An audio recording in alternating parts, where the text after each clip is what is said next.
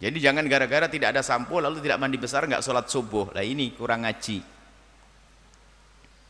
Jadi yang namanya keramas mandi besar tidak harus pakai sampo. Yang penting air merata ke sekujur tubuh Anda, maka sudah sah dan Anda boleh melakukan sholat setelah itu. Jelas ya ini. Kita baca nasnya, teksnya. Umumnya para ulama mengatakan fardunya mandi hanya ada dua. Yang satu niat, yang kedua meratakan air ke sekujur tubuh. Sebagian menambahkan yang ketiga adalah membersihkan najis kalau ada najis. Membersihkan najis kalau ada najis. Misalnya ada najis kena pipis, empuk ayam dan sebagainya. Sebagian ulama termasuk ini Imam Rafi'i mengatakan bersihkan dulu sebelum mandi besar, cucikan dulu sebelum mandi besar, tapi nggak usah repot-repot deh. Cukup waktu mandi besar itu asalkan airnya sudah menghilangkan najisnya maka sah. Ibaratnya di sini ada pipis, ada najis segala macam, ada najis ini, ada najis itu, nggak apa-apa. Niat mandi besar biur, asalkan waktu selesai mandi itu juga sudah bersih. Makanya ulama dikukuhkan dua tok. Najis apa? Niat mandi besar, yang kedua meratakan air ke sekujur tubuh. Menghilangkan najis tidak dibahas. Selesai. Biarpun najisnya banyak di sini. Ada najis hitam, darah, merah dan sebagainya. Tidak apa-apa. Yang penting waktu guyur, biur bersama air mengalir ke sekujur tubuh, najisnya hilang, maka sudah sah mandi besarnya. Seperti itu. Cukup. Kita baca nasnya saja.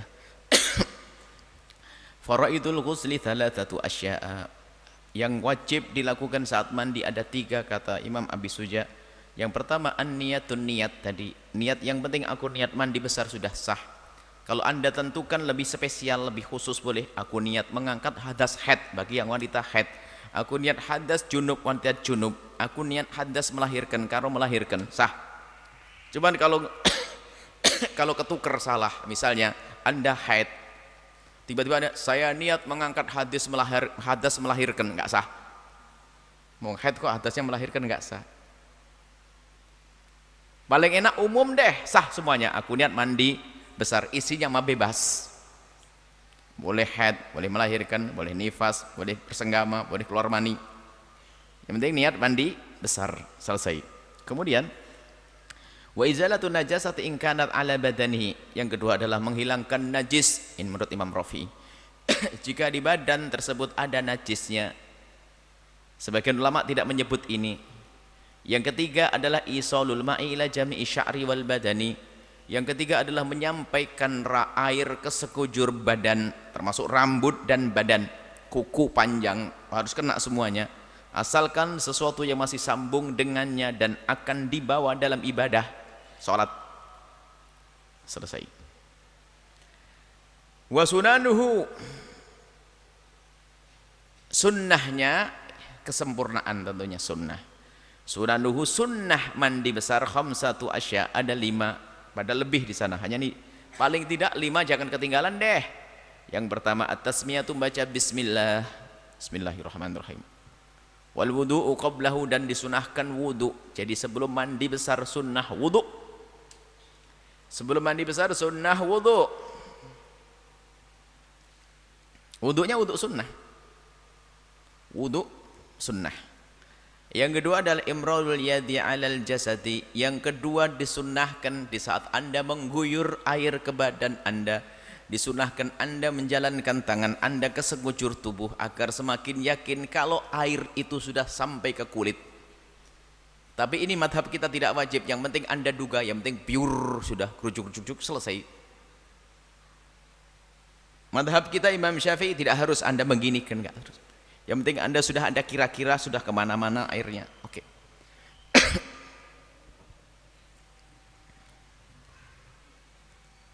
Sunnah yang ketiga adalah al-mualah. Mualah itu adalah Anda langsung selesaikan spontan. Sunnah. Kalau Anda nyicil juga sah. Pengantin baru malu sama mertua, kepalanya dulu ceburin, bukan diguyur, keringin pura-pura nggak ngapa-ngapain, keluar baru badannya, besok kakinya nanti kakinya. Jadi kalau mandi besar dalam mazhab kita Imam Syafi'i tidak harus langsung biur selesai, sunnah. Jadi langsung dari ujung rambut, ujung kaki diberesin sekaligus, itu sunnah. Mualah namanya, antara kepala, rambut, badan, semuanya langsung spontan, sekali kerja. Itu sunnah. Kalau tidak kontan, sah kok. Misalnya Anda punya pesawat pribadi, mandi besarnya kepalanya dibasuh di Surabaya, pergi ke Cirebon badannya, kemudian pergi ke Jakarta kakinya, juga sah. Jadi sunnahnya langsung. Artinya begini, bisa jadi waktu kita mandi besar airnya habis, belum sempurna, tinggal disempurnakan saja. Nanti yang belum dibasuh tinggal cari air lagi dan dibasuh nanti, selesai. Kemudian taqdimul yumna 'alal yusra, dan disunahkan kalau mandi besar itu juga didahulukan yang kanan, tayamun, guyur syikil aiman, separuh badan kanan diguyur, baru kiri, seperti itu. Ini sunnahnya mandi besar, insyaallah.